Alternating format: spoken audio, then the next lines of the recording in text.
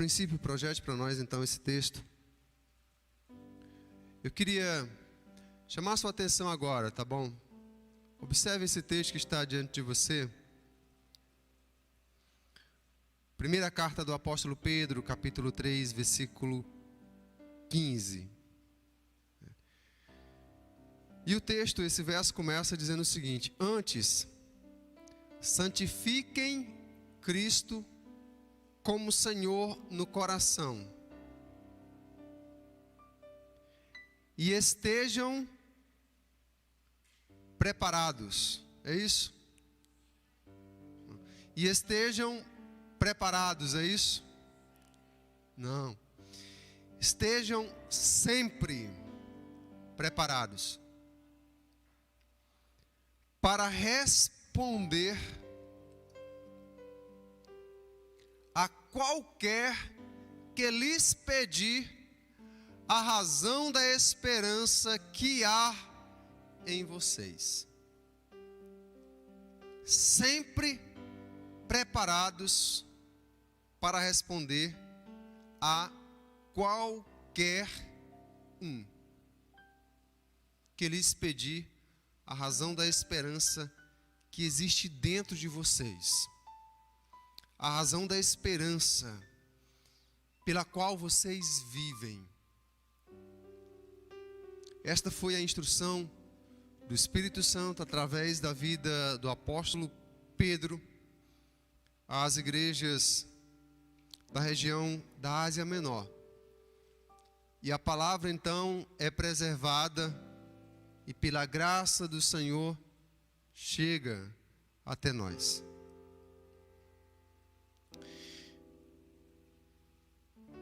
Estejam sempre preparados para responder.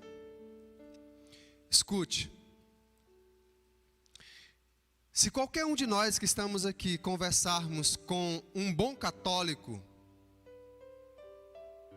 e perguntarmos para ele sobre os santos que eles veneram ou que ele venera, um bom católico saberá responder.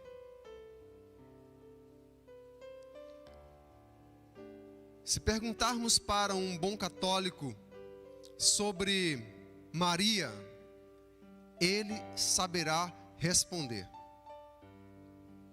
Se perguntarmos para um bom católico sobre os dogmas da igreja, ele saberá responder. Se perguntarmos para um bom budista, um adorador de Buda, sobre quem é Buda, ele saberá responder. Se perguntarmos para um bom muçulmano sobre a razão da fé dele, ele saberá responder. O que se espera então de um bom crente?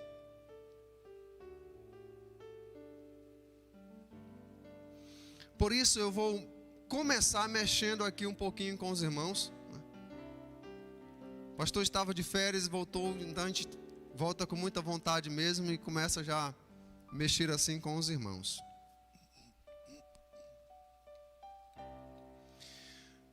Quando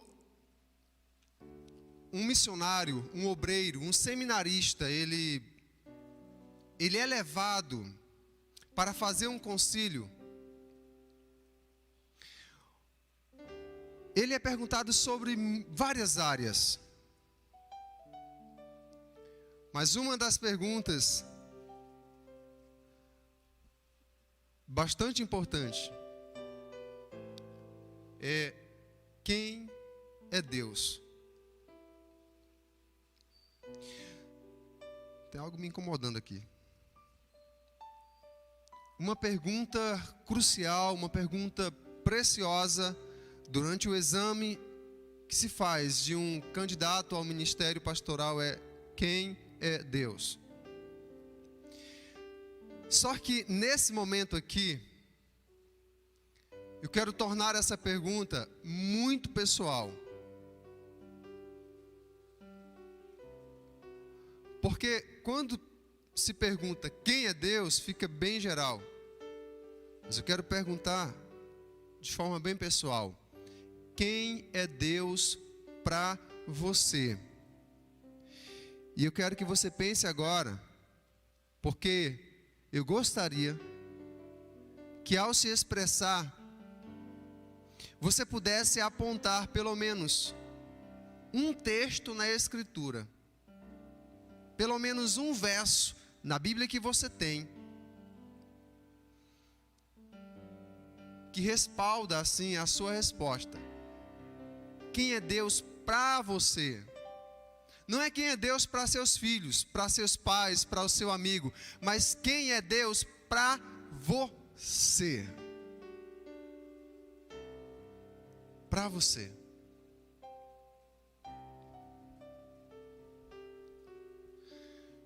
Muitos homens e mulheres o têm apenas como uma figura imaginária, como um ser imaginário. Mas quem é Deus para você?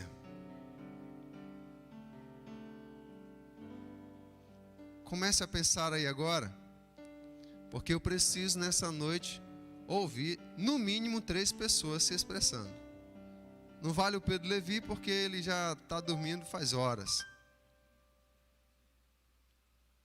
Quem é Deus para você?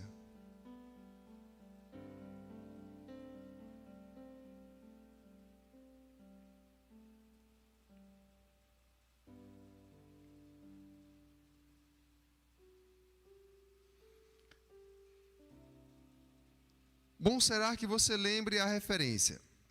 Caso não lembre, cite pelo menos o livro. A palavra de Deus diz que Deus é amor. Primeira Epístola de João, capítulo 4 e versículo 8. Tá certo? Isso aqui é a resposta da irmã Maria de Jesus, tá bom? Deus, para ela, Deus é amor, né?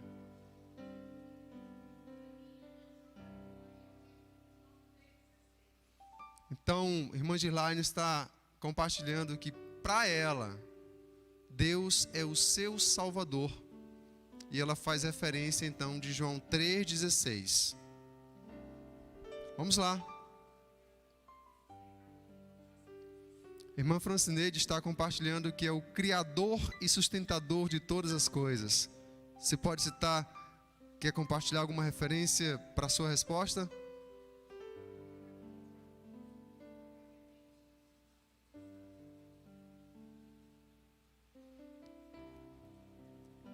Mais alguém? Irmã Cleide.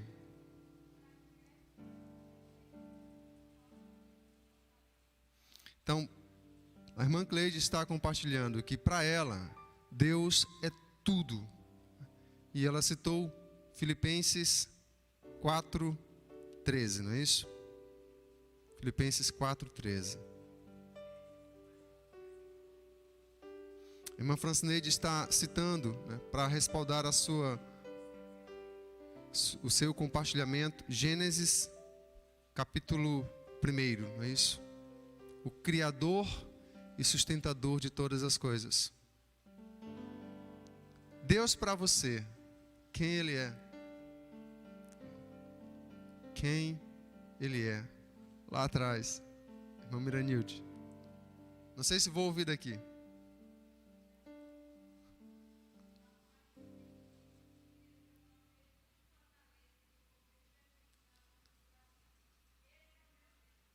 Então, para a irmã Miranilde, ela está dizendo que Deus é para ela seu refúgio, sua fortaleza, e ela cita Salmos 46.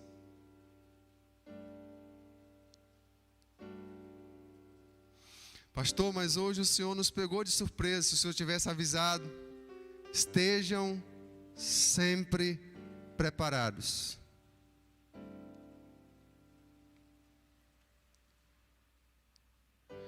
Estejam sempre preparados.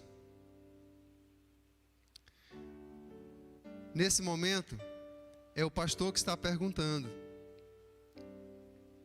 Mas amanhã, lá no seu trabalho, poderá ser o seu patrão, poderá ser o seu colega de trabalho, sua amiga de trabalho.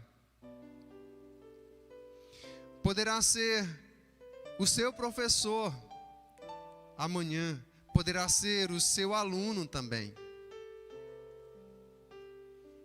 Estejam sempre preparados. A irmã Miranilde citou o texto que eu escolhi.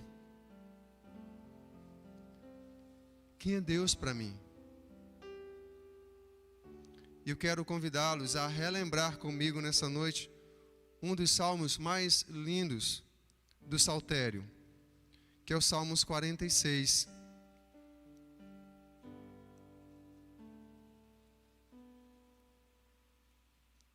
Salmos 46.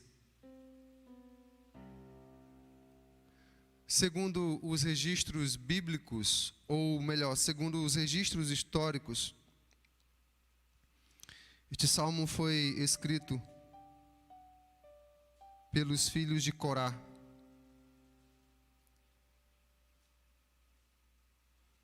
E é um salmo muito lido, é um salmo também cantado. Existem inúmeras letras de canções que estão baseadas neste salmo. Então, quem é Deus para mim?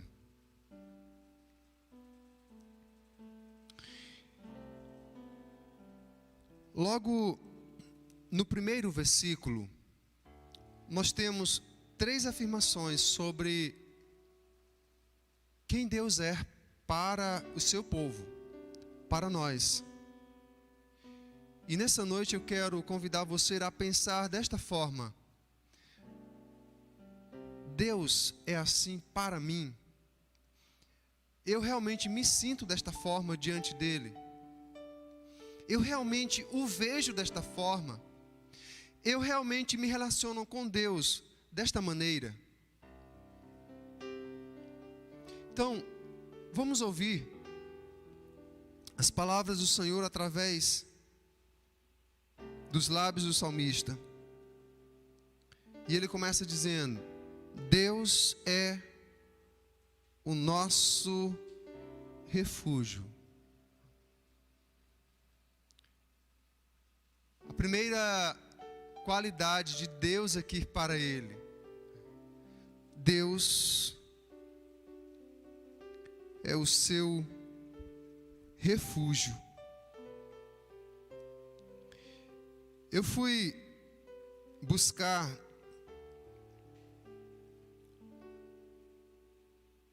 no dicionário o significado dessa palavra. É uma palavra comum e que não é difícil para nós compreendermos o seu sentido, o seu significado. Mas refúgio tem a ver com proteção.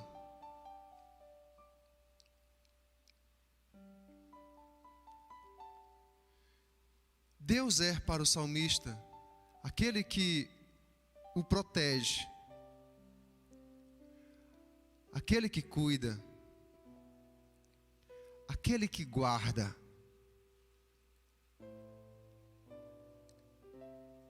Assim ele se relaciona com Deus, assim ele contempla Deus, assim ele desfruta Deus em sua vida. Quem é Deus? Para ele, Deus é também a sua fortaleza. O sentido dessa palavra é força, vigor.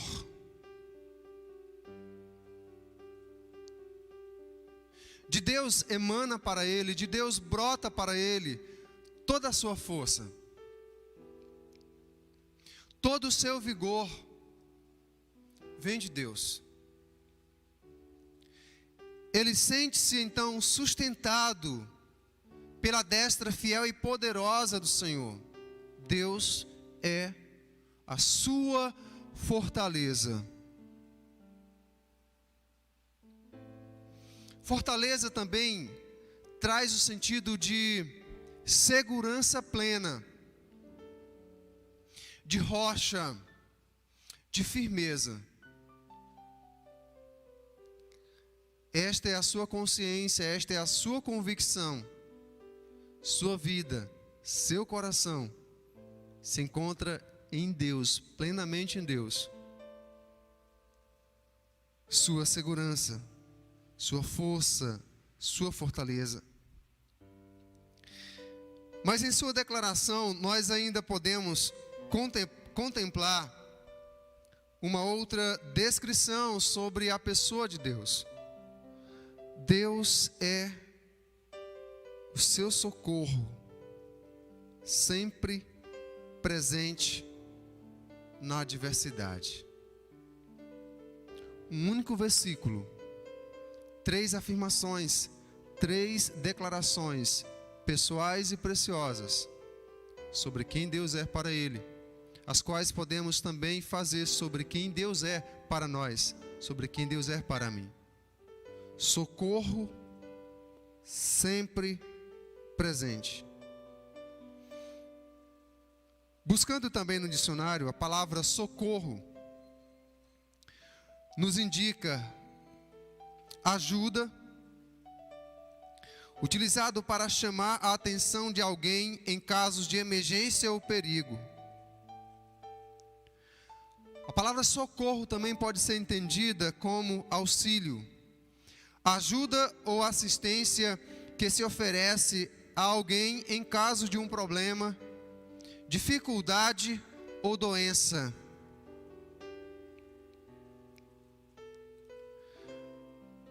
Também pode ser entendida como o que se oferece para ajudar ou para socorrer outra pessoa. Socorro é reforço também.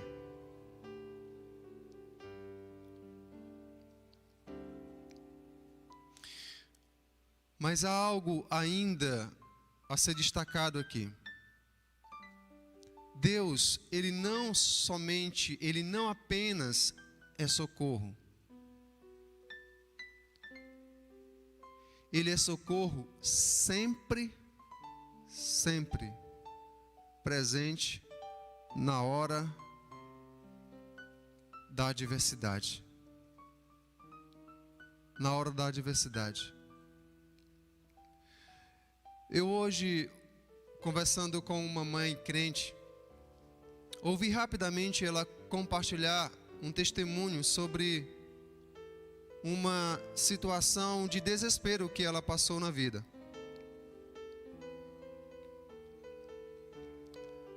Quando sua filha, ainda bem pequenina, estava no berço, e aquela filhinha enfrentava vários problemas de saúde, tinha vários problemas de enfermidade. E quando a mãe se aproxima do berço, a sua filha estava numa situação muito complicada, praticamente imóvel ali, como que entalada, engasgada com algo, e já mudando de cor, a respiração pausada. E aquela mãe então saiu desesperada, gritando e pedindo socorro. Mas pelo horário ou pela circunstância, infelizmente, naquele momento, não houve uma pessoa humana para ouvir o seu grito de socorro.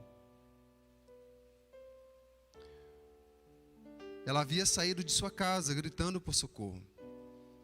Mas então volta, ergue a sua filha e ela diz algo extraordinário para o Senhor. Ela diz: Senhor, eu só tenho a Ti e Tu és tudo o que eu preciso nesse momento.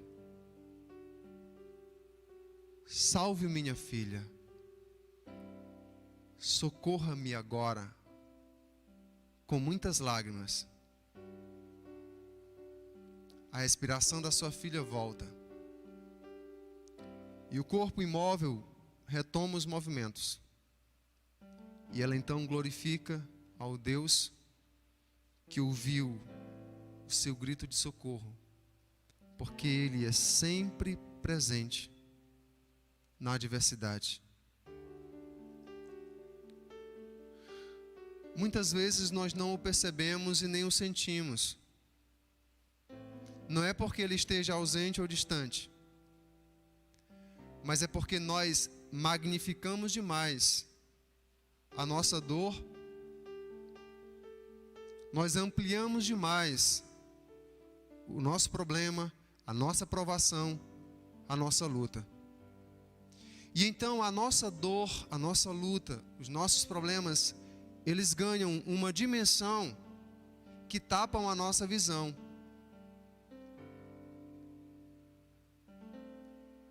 E que afetam os nossos sentidos ou a nossa sensibilidade.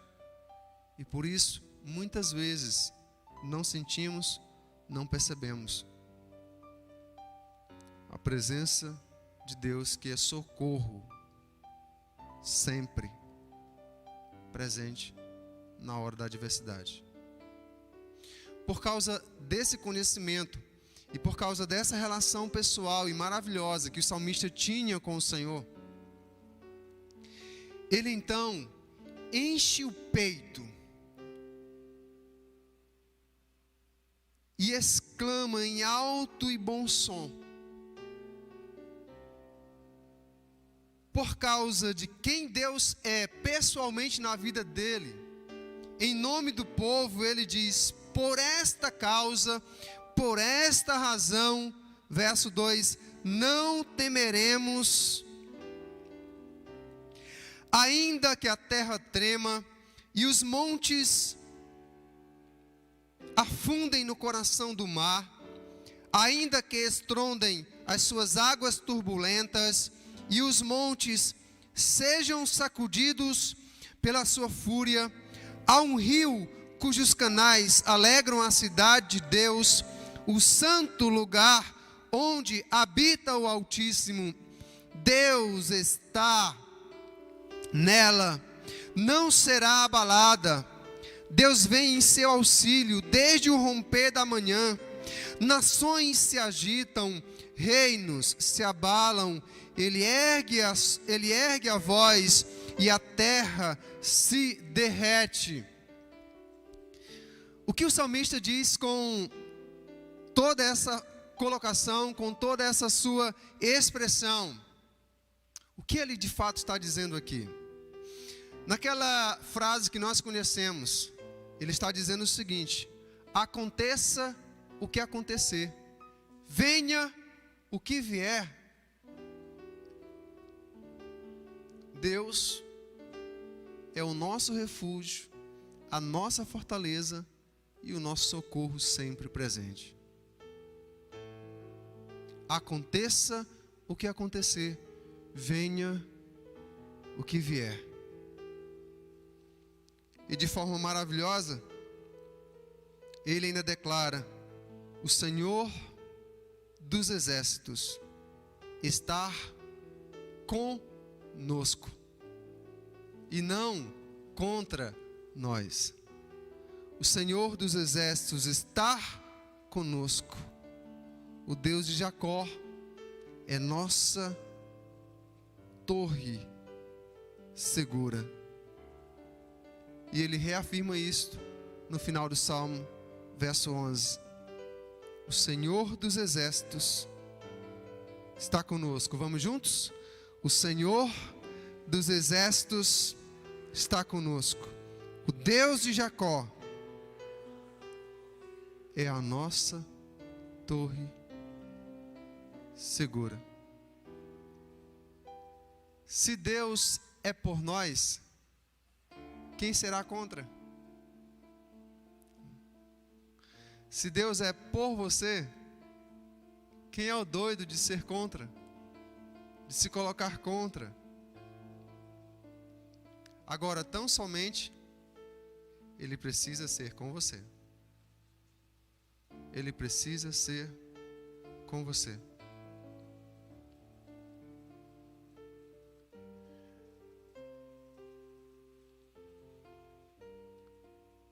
Que nós possamos crescer, meus amados irmãos, nesse relacionamento e nesse conhecimento santo.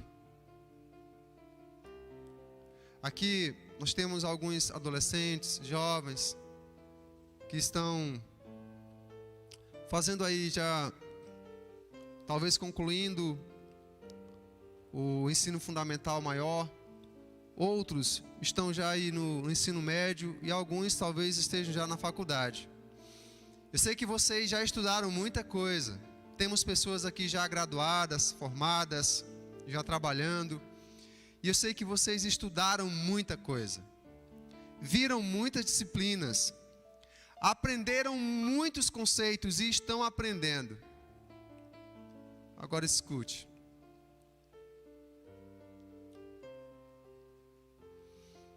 Nunca existirá um conhecimento ou uma disciplina que apresente a você algo que seja mais sublime e mais precioso do que aprender sobre Deus e conhecê-lo. É por isso que o profeta diz, o profeta Oséias, conheçamos e prossigamos em conhecer o Senhor.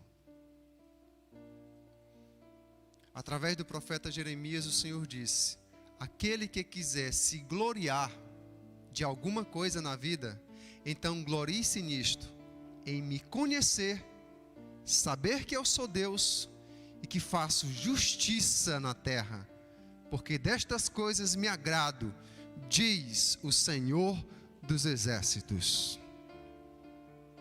Diz o Senhor dos exércitos. Louvado seja o Senhor, que o Espírito aplique em nosso coração esta palavra